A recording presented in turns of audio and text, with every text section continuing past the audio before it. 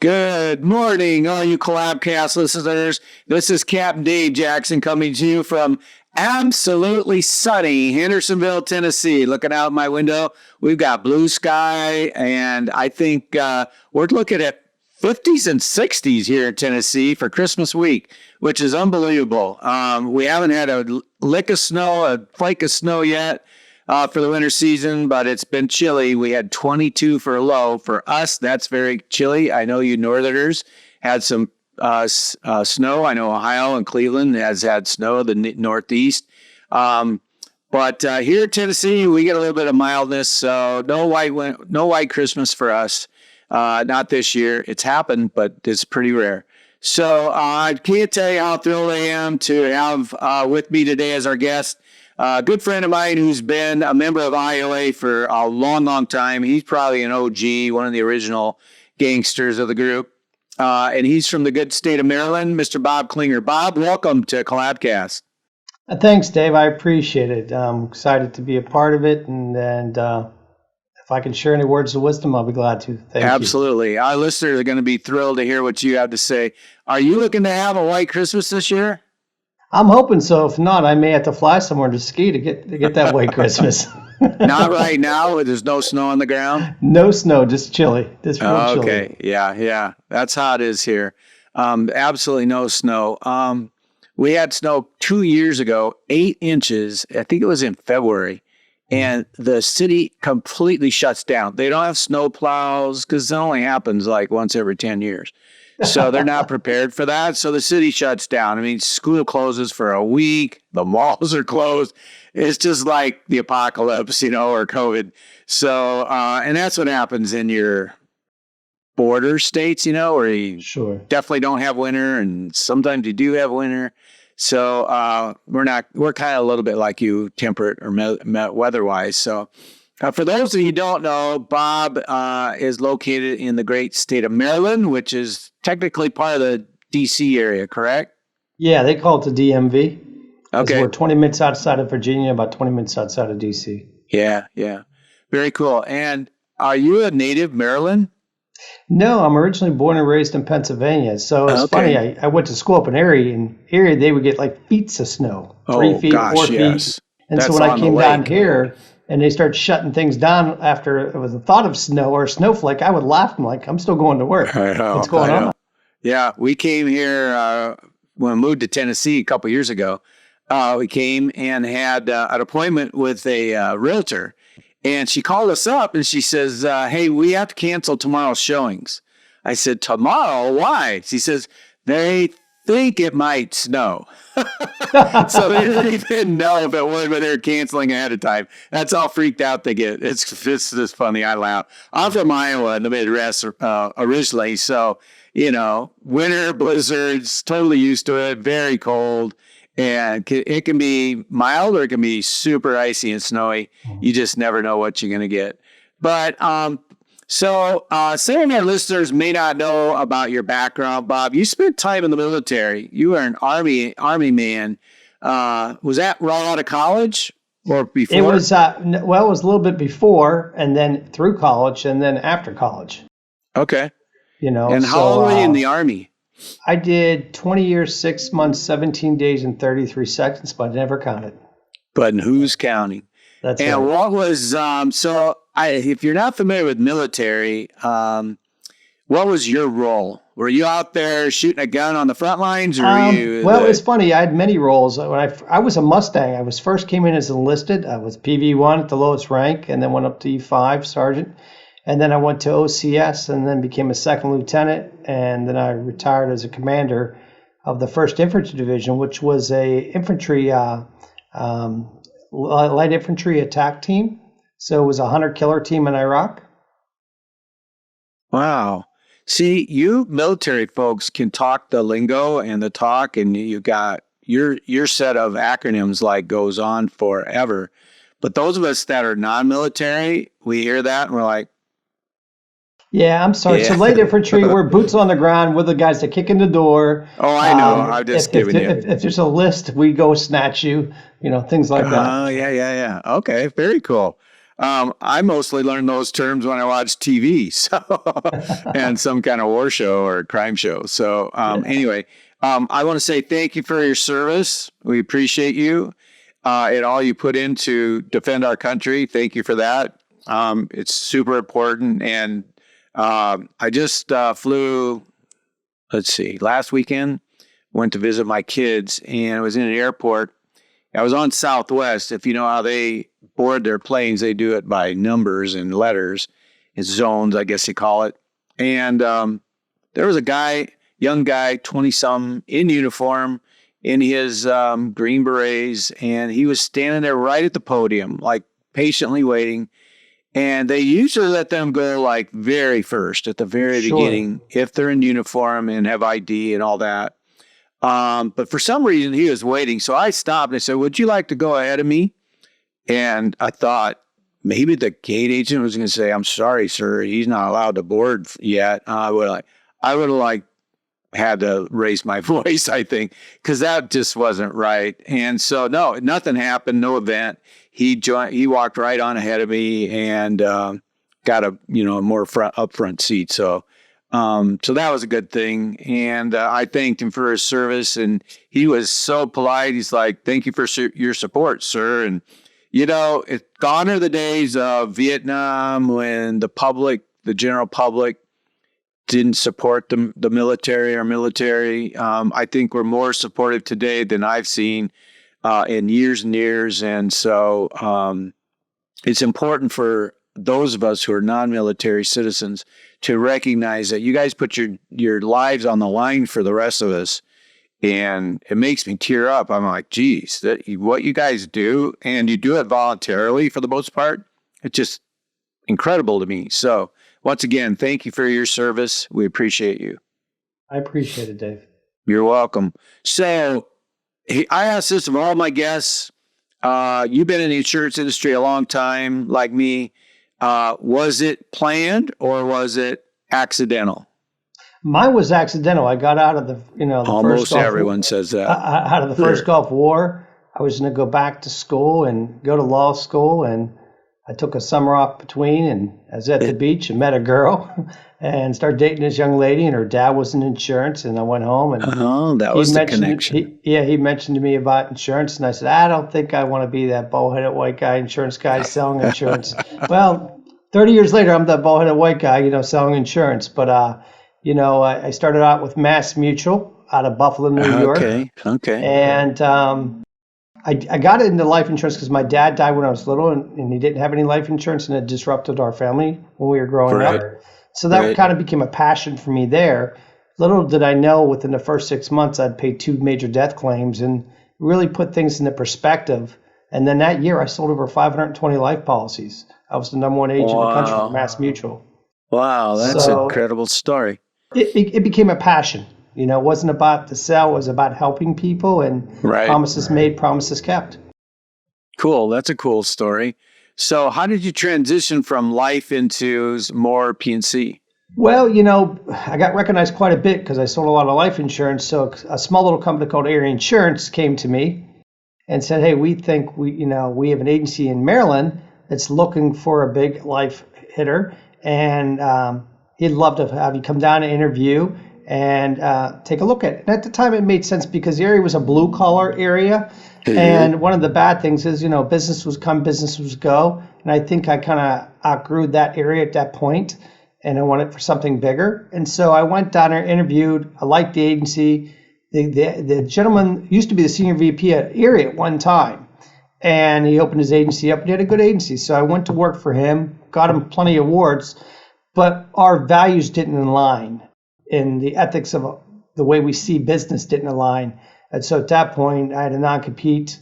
I left there, and then I started my own company, Klinger Insurance Company. It was Klinger & Associates at the time, then became doing business as Klinger Insurance Group. Okay, very cool.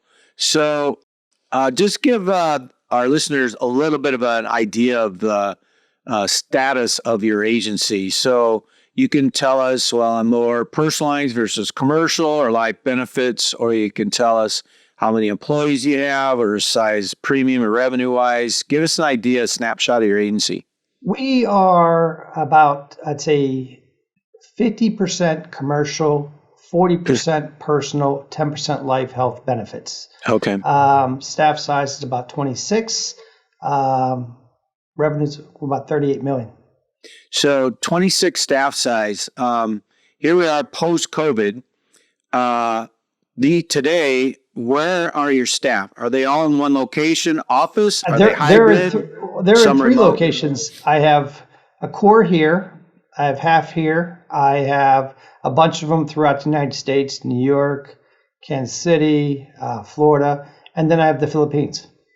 All remote. Those other folks. Okay. So Philippines, that's an interesting thing because I see on social media, I see you post about your Asian trips and vast majority of us in the industry are 48 state based, Many of us are domiciled, one state, resident license, and no others. But there are a lot with, non-resident and work in multiple states, but very few outside the country. How did that come to happen? Well, I'm used to traveling internationally. Being in the military, I traveled right around the world. I'm a partner in a business in Thailand. And so it was very easy. When I started seeing people, hiring in the Philippines, I'm thinking, I'm going to go check it out and go direct. And so, like anything else, a good infantryman's boots on the ground. Right. You start meeting senators and flown, start getting introductions.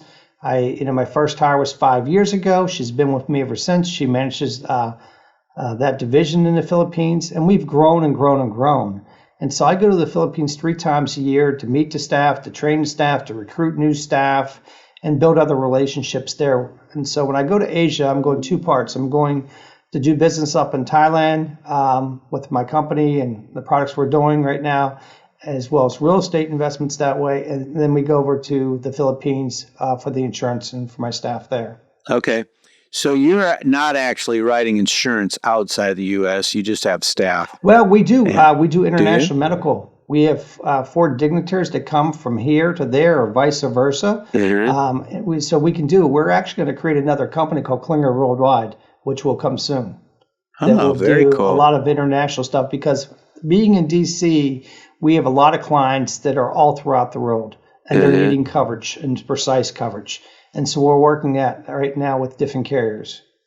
Okay. So is that could be P&C or more life or health or what do you expect? It'll be life, it'll be health, and there will be some P&C exposure too. Okay. Wow, that's very cool. You've got your, you've spoken at our IAOA conference before, so you've sent me your bio, and it's, I want to say 3 or 4 pages long. You have a most prestigious, impressive career.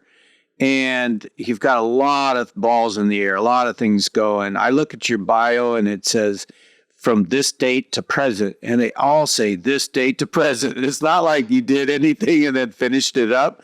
They're all current, which is crazy. There's a couple things you and I talked about, before we got on air here. And one I want to talk about is the Boys and Girls Club. So not insurance related, but you tend to put yourself out in your community and get super, super involved. Is that a strategy or is that just a passion? Everything's with me is a passion because it's something that happened in my life. Big brothers and big sisters. I had a big brother at one time when my dad passed away. And so that big brother was a good mentor for me growing up part-time. And so that's why I got involved with Big Brothers and Big Sisters. The Boys and Girls Club, we didn't have that back then. We had the YMCA, but it's almost a similar concept. But I really liked their concept. I started donating money, and then they liked me a lot. Then they want to put me on the board, the DC board, and things like that. But I like their mission. I like what they're doing, taking youth off the street, putting them in STEM, getting them involved in sports and other things versus doing things that are going to get themselves in trouble. And so another one is Rainbow Place. Rainbow Place is a shelter for women that are abused women. And unfortunately, my mother was abused by her second marriage. And so when I found out about that there, I'm like, look, there's a great organization in a wealthy county of Montgomery County. It's hidden away where people don't know it exists. But there's 75 ladies there at any given time living there that are abused, have nowhere to go. And so we start giving back to that organization there. And, Operation Second Chance, I got involved with them because I met Cindy McGrew when I was in the hospital when I got blown up in Iraq.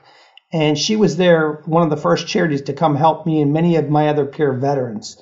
And here I didn't know that they had an office right down the street from me in Germantown. And we got active with them. And then we've grown and supported them financially in their events throughout the years. And so everything I've done is something that's impacted me in my life, or I've seen that they've really made a cause for some people that I truly care about. That's very cool. The passion projects are absolutely the best. Dave, we just came back from the Philippines, and this year we did a community cause for kids with cancer. And I'm not a great public speaker, but I was truly lost for words. What do you say with kids that are 1 year of age to 14? They're dying of cancer or fighting cancer, but they're singing me songs. And I'm feeling so pity for them, and I'm seeing what they're going through. But they were so happy and inspirational, and it made me think about when you wake up with a backache, a sore knee, a headache, whatever. It's nothing compared to what these kids are going through. Isn't that the truth? And I tell you, it meant so much to me, so much to my staff, to be able to help that organization and help raise money for them as well.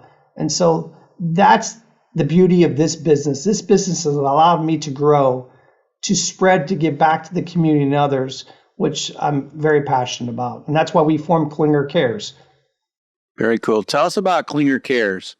Klinger Cares is a nonprofit where what I do, I partner with some of my carers. Instead of paying me residuals, donate into our things, and we give back to the community. So we have a backpack program for kids going to school. There's 11 elementary schools in Germantown. We probably issue about 500 to 600 backpacks every year with all school supplies. We have a reading program. We encourage kids to read. And at the end of the month, they put their names in the hat for the number of books they've read. And we go to the school in front of the student body and we raffle off a bicycle, a helmet, a reflector vest, and a lock, just to encourage kids to read. We do the soup kitchens, Frederick County, Montgomery County, feeding the homeless. We help partner with Big Brothers and Big Sisters for their Bowl for Kids' sake. We do Montgomery County Animal Shelter. We're very big into the animals and things like that. We also sit on Operation Wildlife, which is rescuing wildlife that's injured, rehabbing them, and putting them back into the wilderness. We do Operation Second Chance.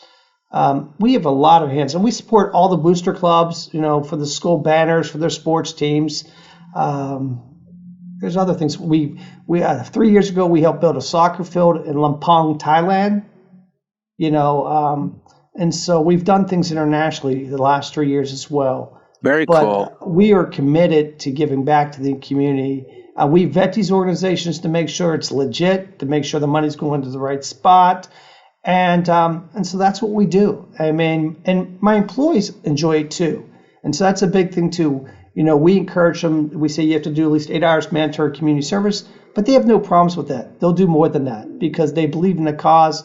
And a lot of them times they'll come to me and say, hey, just like this cancer charity thing, the people in the Philippines community say, hey, take a look at this organization. And I did. We vetted them. We went there. And so we feel good about it. And it puts things into perspective because we are so blessed to live in a country, so blessed to have the things we have. And we take for granted during the holiday season. Like the holiday season, we do Thanksgiving meals and holiday meals. We go to the school counselors. They tell us how many families are in need. We go to Safeway, buy the pre-Thanksgiving meals or the holiday meals, and then we take them over to the schools. We never even meet these people. But right. We know at the end of the day, when I'm eating dinner with my family, we've helped some other people along the way too. That's very cool. We could probably talk about more projects and that would take us days that you're involved in. But here's my question to you after listening to you talk about that. Majority of our listeners are going to be IAOA members, which are independent agency brokers, or owners of agencies, majority of them. What's your advice to them as to the reason why and why it's important to get involved in your community in these types of projects? Well, a lot of times, you give. And sometimes along the way, like Operation Second Chance, they came to me and said, hey, Bob, we'd like you to do all our insurance. And many of these organizations came back to me because their agent wasn't bringing any value. They weren't seeing anything. And so we do it from the heart. But along the way, you get noticed because when you're active on these boards, you're meeting other CEOs of other organizations. And then they say, hey, what do you do? And then it's a warm introduction. And it's not a sell or anything like that. It just comes doors open in many different ways. I love it. And again, when you're doing the right thing, things will come your way. Yeah, that's been my message for years and years and years. You don't do it with a objective in mind. You do it from the heart, like you say, and what happens, happens. And usually it's by far more good things that happen than not. So that's terrific. Thanks for your advice there. One of the things that you and I talked about that I'd like to ask you about, because I think they're really unique. One of them is DVIC. That stands for Disabled Veterans Insurance Careers. So tell us about that. How are you involved? Well, we were heavily involved when the war was going on and things like that, trying to recruit people that are military veterans, okay, and getting into the insurance field. Now, that has pivoted some to where now with the state of Maryland, we're trying to recruit veterans to become licensed agents, okay, because they have a lot of the great soft skills that we don't. They have the attention to detail, following directions. They're used to working hard, long hours. They're used to sucking it up. They're used to following directions. So they have a lot of great attributes that we need in our industry. And it's hard because when you come out of the military, if you're 11B and you're an infantry guy, you're thinking, okay, I'm either military, SWAT, CIA, FBI, Secret Service type things like that. But if you don't want to go that path, how do you take those skills that you learned from the military and transition them into the civilian field? And so we do a lot of things like that to try to recruit veterans coming into Maryland, our area, and getting them a home in the insurance field. And you're talking about directly with your own agency? Even with our own agency, but I've placed them in other agencies too that are way out of my area. Where, you know, and so, or underwriters and carriers. So in the state of Maryland, for example, if you're a veteran, they have a program where they'll pay for the licensing to get you licensed.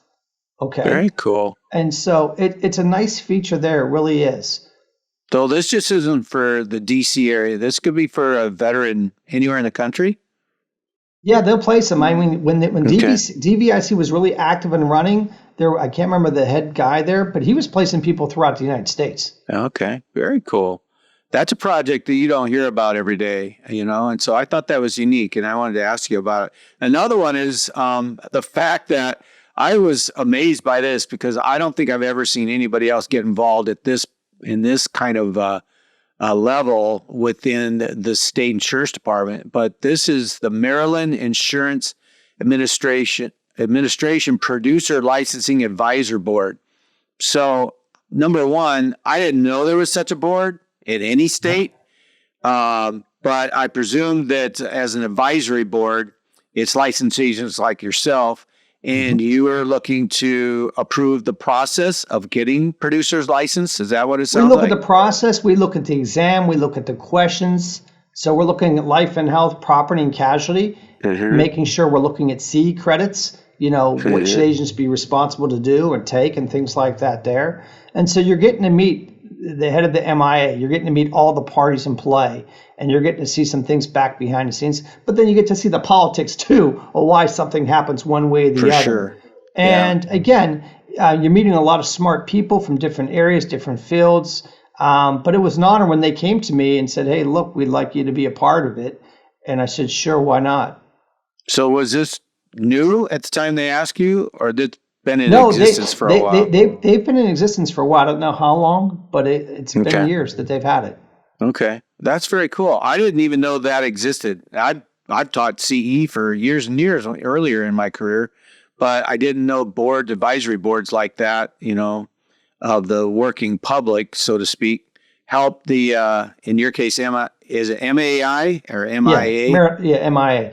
And which is good because, you know, you get a lot of people that never been in the insurance environment, but just got appointed to these positions and they're making decisions, but they don't realize how it really impacts the agents, you know, and things like that. You know, when COVID happened, having people take tests from home, and how were they going to deal with that? And how were you going to make sure it was secure and safe and right? And so it's a great thing, and I'm proud and honored to be a part of it. Yeah, that's very cool.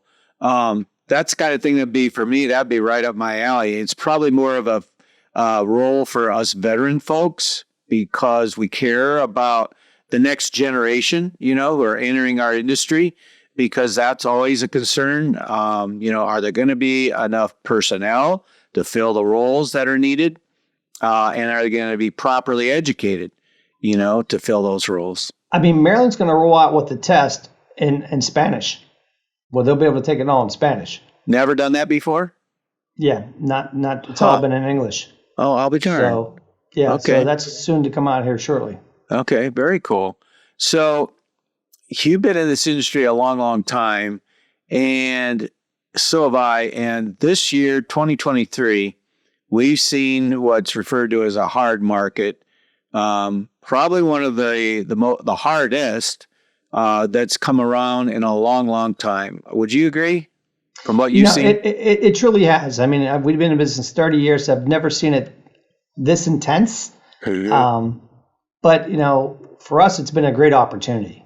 That's what you told me before we got on the air. Is that you're up 26%? 26% in terms of what? Revenue, premium, production, revenue. I mean, across the board. I mean, policy count, our PIF count, our retention, everything. What helped us was, we have so many different carriers. And that's something I would say to agents. You have to be careful about who you go in bed with the carrier. Okay? For sure. And you really got to look at their stability. And you got to you don't want to have too many carriers because, it's easy to get an appointment. But then if you don't make them happy and you start getting, they start terminating your contracts, that doesn't look good down the road if you're trying to get a real good carrier and they say you've been terminated quite a few times either. So you got to find that balance. But I always like to go with the power of threes. We have to have redundancy in everything we do by 3. Okay. So what do you attribute this 26% increase in 2023? Because there's a whole lot of agents out there who are crying the blues saying, I have more work than I've ever had before, and retention is critical. That's all I can focus on, which is probably true because there's a whole bunch of carriers out there right now who are saying no new business. So what do you attribute that to? A part of it is, okay, people are calling and they want to reshop, but that's a great opportunity to cross sell where we may have had a monoline and now we took them from 1 policy to 2 or 3 policies. There's been a lot of upsell opportunities there. So we've gotten to speak to a lot of our insurers, and I have the right staffing to deal with this issue, but also social media has been a big part of what we do. I mean, and I ask people, how did you hear? They Google us. Our phones are ringing off the hook. And because we have great reviews, it's built a little bit of trust automatically. We've done very, very well with a lot of commercial accounts because agents have not went out and seen their clients in many, many years. And now people are starting to pay attention. They're like, I got this bill and I haven't seen my agent in many years. I think I need to shop around. And so that's been great. Centers of influence. A lot of our attorneys or CPAs, they've referred us a ton of business because their clients are coming to them. They're feeling the pressure. And we've built a trust and a rapport in the DC area with a lot of attorneys, law firms, and accounting firms, and they're forwarding us a ton of business as well. Wow. So were you staffed to handle all this, or did you increase staff? We had to increase staff. There's no doubt. Okay. We had to increase staff. We had to maybe remove some people from staff that weren't the right people in the right seats. You look at the EOS system and traction. You want to have the right people in the right seat. And there were some people that weren't in the right person in the right seat, and we had to replace them. But we are in a good position, and it's been busy. Even December's been a really busy month for us this year. Because traditionally, that's not the case. It usually slows down after Thanksgiving, to the new year. Yep. But I mean, just yesterday alone, I wrote 3 accounts. It was like $230,000. I mean, and so. We're killing it right now, and knock on wood, God bless. But you ride that wave as long as you can. So you just brought up a point that I want to talk about because it hits home with me. You just said you wrote 3 accounts. Are you talking about you personally? I did yesterday. Okay, I was involved. Usually 90% I don't. Okay.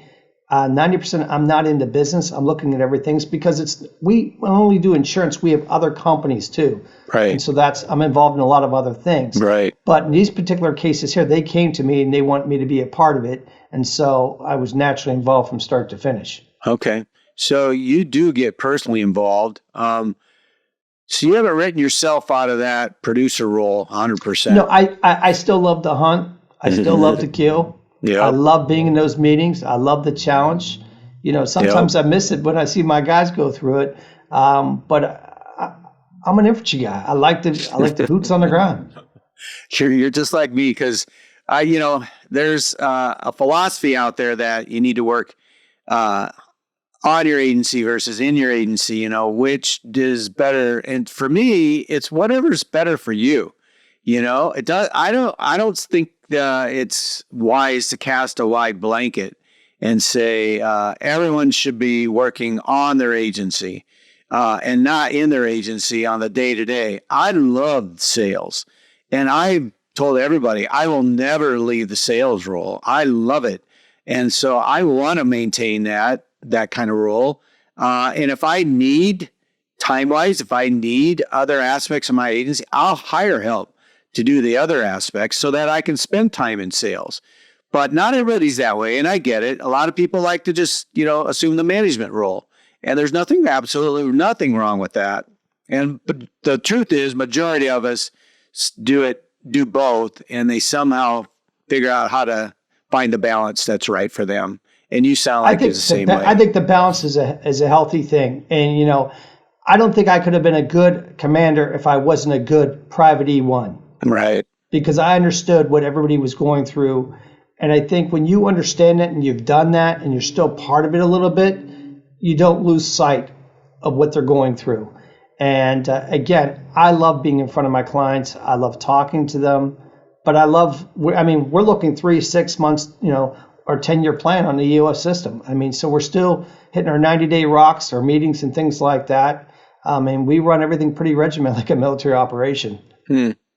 Do you get involved in there's already a lot of talk about IT or tech, as we call it today, in agencies. Do you get involved in that part of it at all? Do you get involved in the systems, reviewing them, or looking at contracts? I am the least IT person, but I have a very good IT team, and I'm always challenging. So when I'm traveling to an IAOA event or this event or that event, I'm texting them real time saying, I need you to look at this, look at that, see what we can tweak, what we can do better. And so I'm not afraid to spend money where it makes sense in that, because it's there's no doubt. I just moved my screens to where I could see 16 at one time. So we are big on that. Anything automation. I remember when we first had one monitor and we took it to 2, we thought that was the greatest thing. Yep. Then we took it to 3. Yep. So now my staff had anywhere between 3 and 4 on any desk. And the efficiency of it is amazing. And so, we're willing to spend where it needs to be spent to give the customer a better experience, to make it better for my staff too. That's cool. I'm not sure everybody just caught what you just said, but because you told me earlier, what you're looking at right now, our viewers don't see, but what you're looking at your desk is 16 screens, correct? Yeah, it's 4 major ones, but you can break them down into quadrants. Right. And so I have various businesses on various screens, so I can see all my companies in a row, real time, what's acting. But I can actually see too, who's on the phone, how many policies are writing, what's going on. So I call it my command center. It's like a battalion talk in the military. For sure. It's your whole command looking at the whole area of operation. And that's what I've built. Okay. Did your IT staff suggest you to go to this, or how did this come about? No, that was me. That was me. I started tinkering. I'm like, it'd be nice if I have this one here. Oh, well, that hurts my neck. So we need to lift the screens, go this way, go that way, adjust this. And we're still tweaking it. But I tell you what, it's neat. It really is. My staff laugh because they look in and they see these big ass tiring screens and all that. But they know I'm on top of things, and I'm enjoying it. So you are one that is willing to embrace technology and bring it on when it makes sense to make your business more efficient, more productive.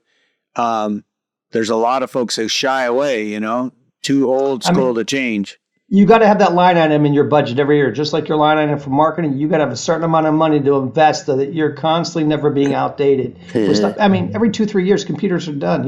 You got to spend money to make money. And if you want speed of business and you want to be able to do certain things, you need to stay at top of it. For sure.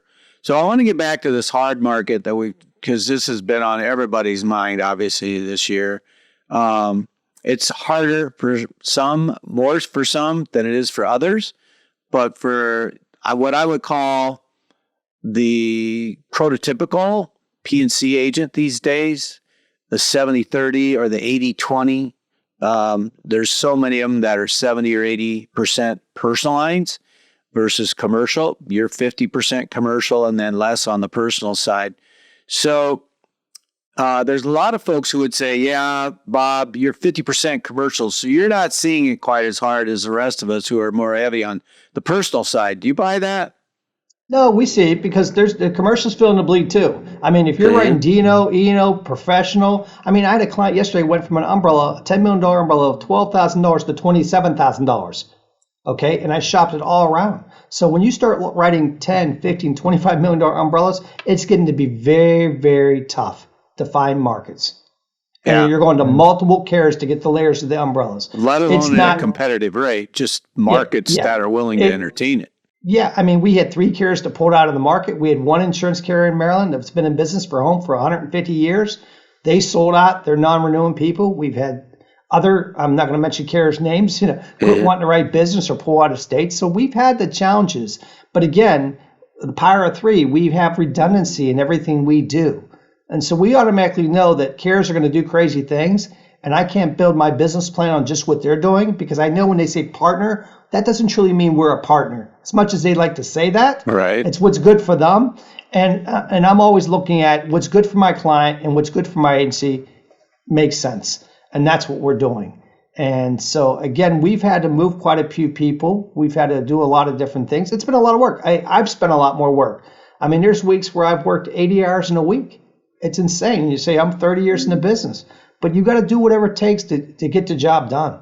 This time will pass. I mean, I could sit there and complain about how bad things are, or I could shake the trees and make things happen. Yep. I don't like negative people. I don't want to be around that. It's like cancer. Yep. So I'm everything about positive. Go, go, go. Yep. We all have choices to make, right? So that's right. Decide where you want to be or how you want to be, and take the right path from there. So, but let me ask you about in this market. So you talk about carriers. Your agency is no different than most of us.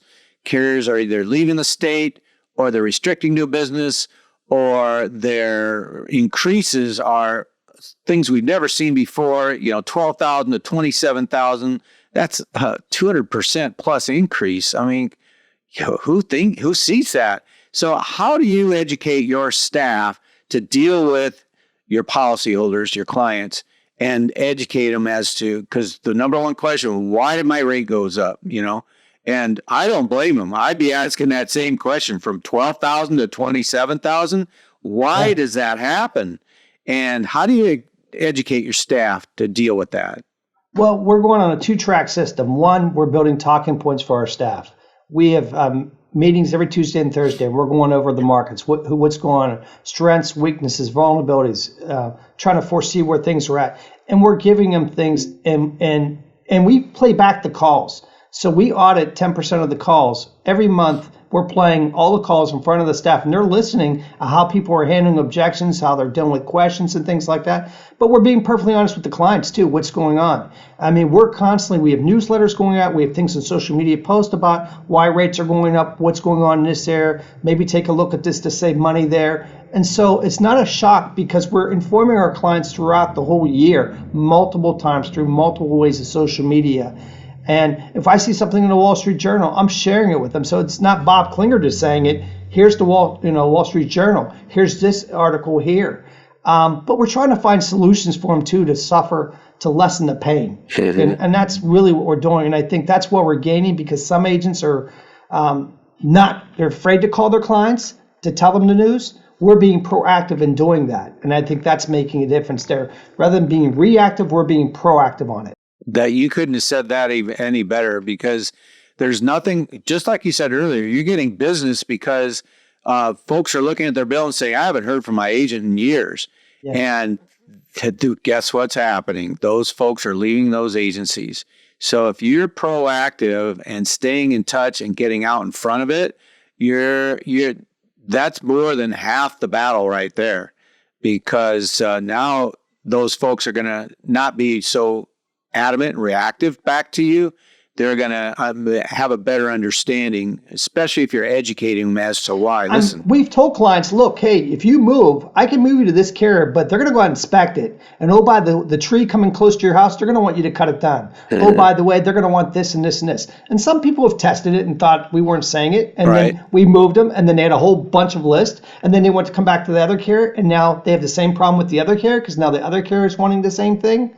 And so we're letting them know what's happening and explaining to them. And so if they want to make that choice, they need to understand once you cross over that bridge, that carrier that you had for 20 years prior may want to have a second bite of the apple this time and take a look and say your siding has moss on it, you're missing this, the tree, whatever the situation is. But they're flying drones over roofs, they're doing aerial pictures. Even though they require us to inspect, they're going out and doing an inspection off of us again. And so it's a tough market. It's labor intensive, and you just gotta invest in it. And if you do and you fight through it, you'll come out stronger at the end of the day. Yep. Carriers are doing more and more underwriting. Just no kidding. Timing is incredible. Just this morning, my doorbell rings 2 hours ago, and a gentleman's there and he says, I'm here to inspect your house. This is a 6-year-old house. Okay. Yes, we had tornadoes in Nashville area 2 weeks ago. 13 of them on one Saturday night. It was pretty crazy. It was closer than I'd rather admit to. So they're out here being proactive, underwriting 6-year-old houses, not 56-year-old houses, 6-year-old homes. And he went around and did all the exterior stuff he needed to do. And he was flying a drone around, wanted to check the roof. So that's to the extent that carriers are going now. If you didn't know that, agents, if you're not seeing that, that's the type of things that you're going to see.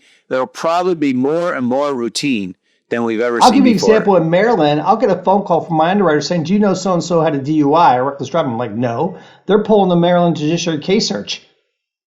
Wow. And they're looking at real-time stuff. And they never would have done that before. No. I mean, they're looking at social media. My commercial, they're looking at everything on social media. Everything you post on crazy? Facebook. And they'll say to me, you said this is a restaurant, but we see someone drinking a shot going down a slide or something like that. Or, Right. I mean, so they're going to every extent. So we're pulling the social media. We're looking at these things up front as much as possible. So there's no surprise in that there. I think the biggest thing I would tell agents is you really need to pay attention because this could be an E&O nightmare. We're seeing carriers change language in the policy jackets, not putting it up front, fully disclosing it, maybe towards the back. And, where they're taking a deductible from 1,000 to maybe going a 1%, a 3%, or a 5%. And so we're making sure people are aware of that. We're making sure that they're signing waivers if they're making changes so that people don't have amnesia down the road when a claim occurs. Right. And so this is a time you really got to tighten your shot group and make sure you really document heavily in your management system and to the insured about the choices they're choosing. Let me ask you this, Bob. You said 26% increase, revenue, policy count, premium across the board. Would you trade, I'll call it extra work or extra effort, would you trade this extra effort for a 26% increase every year? No, but I tell you what, it'll wear on you, Dave. I will tell you, 80 hours a week, 90 hours a week, and I travel quite a bit. This year, I was in 9 countries. And so even when I'm traveling, I'm working, it wears on you. I mean, you love the growth, but with growth comes pains because you got to manage that growth. We have a QA department that goes back and looks to make sure every app is signed, every app is filled out correctly, everything is attached correctly. And so I can tell you the first 10 years, I didn't have that. You know what I'm saying? And so a new agent coming in, I would say put some very good practices in. I seen somebody go out yesterday on Soup or one of the other ones and talked about management systems. And I would tell them, think about what you're wanting to achieve. There's a lot of great systems out there, a lot of great things you can do, but find something that's going to work for you and start doing it right away. Because when you get 100, 1,000, 5,000, 10,000 clients, it gets to be a nightmare and you don't know which one. This year, we had 7 times where something happened where they want to see files from 10 years ago, 12 years ago, 15 years ago, signed documents. And we had them. Thank God. We had all the documents. But again, if we didn't do what we were doing, maybe somebody would have missed something by accident. And so you need to have systems in place to go back and check what's being done making sure things are signed off, your waivers, your checklist, all the applications, all the documentations, especially when people want to cut things or change things. And I don't want this, I don't want that. And then a claimant. We had a lady that waived PIP. Crazy, 10 years ago. Here she gets in a serious auto accident. We get a letter from a law firm not believing that we didn't offer her PIP. We were able to pull out the applications, pull out the documents, pull out the conversation, pull the recording from the phone from 10 years ago. Wow. That shut that down immediately. Mm-hmm. But if I did not have that, then I could have possibly been in a situation. Did we forget? Did we miss something? I mean, who knows? This employee's no longer with me. It was 10 years ago. Right. And you wouldn't have any proof whether it did happen or didn't. So, yeah. So cover yourself.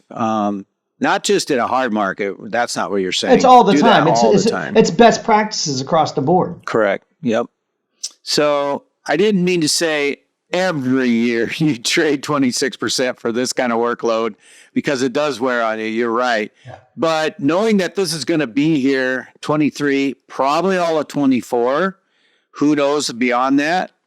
We're adding more staff. We're adding more staff. We're adding more staff for next year. Okay. So you'll see on social media, they'll say another person just got aboard Klinger, another person. It's because we know we need to have more people quoting. Yes, I can have people in the Philippines do certain things, but I need people who are licensed that can answer the calls to deal with the questions. And so we're already expecting that there because we have high growth commitments, but we also know the market's still shaky. We have carriers saying we may not make money till 2027 or 2026. I know. We have carriers saying, well, submit us to apps and wait 7 days and we'll get back to you. That's not going to happen. That's just telling me you don't want me to give you business. Right. So we move on to the next company. Right. And so it's going to be here for a while, and you just got to find ways to adapt and overcome it. And when you start thinking about the positive versus the negative, you will find solutions. Yeah. So here's my question. 5 to 10 years from now, when this so-called hard market is past, we're going to all look back, and I think you'll agree, we're going to look back and say, I'm so glad that happened to us. All right, do you think? Or are you going to have regrets? I mean, you're going to wear that tab there, right on the right, and it's going to be a combat action badge for insurance. Like the CIB in the military, you're going to have that combat action badge for insurance because, when I've never been through something this bad, we've had times over the 30 years, but nothing this bad, but it makes you stronger. It teaches you, do you have the right people in the right seats? Do you have the right systems in place? What type of clients do you have? There are some clients we let go or we've denied or turned away a ton of business this year because it's not what we do, or I'm not going to deal with somebody that has so many issues. I'll be glad to refer them to my neighbor down the street. It's not a problem. Right. And so we're real precise about the ideal client for our firm. That's key. I talk to so many young agents who just feel like I got to put bread and milk on the table, so I'll write anything that walks in the door or calls. But you'll learn real quick, especially in this market, you'll learn real quick that it's just something you cannot do. You got to set yourself up for long-term success. Don't do it for the short term. I mean, we had a guy call us yesterday, wanted a bond, surety bond, $300. But he wasn't going to give us the opportunity for the business, the workers' comp. I said, well, maybe you should go back to your other agent. Well, my other agent doesn't do bonds. I said, well, I'm looking at his website now. He says it does bonds. I said, maybe you ought to approach him. I said, because honestly, sir, I make $15 to $20 per bond, and my staff costs me more than that. For sure. So if you're not willing to give me, you have to look at what does it cost to deal with an account. A standalone $300 bond doesn't cut the mustard. Not a chance. No. So that's a good decision. Bob, we could talk for hours and hours, and people just love hearing you. You may say you don't feel like you're a very good public speaker. I know I'm not, but it doesn't matter. The words and wisdom that come out of your mouth are so precious. You are helping so many people you don't even know, and that's what this is all about. So I want to say again, thank you for coming on and sharing everything you had. We just went almost an hour, and it felt like, we could have stayed on here for 5-6 more hours because there's so many things. I look at your bio and I could ask hundreds of questions literally about all the projects you've been involved in and the things you do overseas. And why did you decide to go to, the Philippines to do your own thing versus, hire VAs from other companies? Oh my gosh, all the questions, right? Anyway, I just want to say thank you. We have to wrap it up because we've had our time for today. Thank you so much. We are right in the holiday season of 2023, so I want to tell you and your family, Merry Christmas and Happy New Year. Enjoy your holiday and be safe, young man. I appreciate you. Thank you, Dave. The same. Merry Christmas, Happy New Year, and let's look forward to new great things in 2024. God Sounds bless. great. Appreciate you. Take care. This is Thank you. Captain Dave signing out from sunny Hendersonville, Tennessee. Thanks all you Collabcast listeners, and you also have a great and safe holiday season. Spend time with your family and understand the important things in your life, because those loved ones are the ones that you need to spend time with, and tell them you love them. So take care, everybody. Captain Dave signing out. Bye-bye. Thank you for listening to Collabcast with IAOA with Captain Dave Jackson. Production and distribution by Podsquad.fm, Riverside.fm, and Spotify for podcasters. Special thanks to Little Dog Social Media, Terry Champion, and all our guests and listeners. If you're an independent insurance agency owner, please subscribe to our podcast weekly. You can also request to join our agency owner exclusive Facebook group, IAOA, or Insurance Agency Owners Alliance at IAOA.com. Captain Dave Jackson signs out from sunny Hendersonville, Tennessee.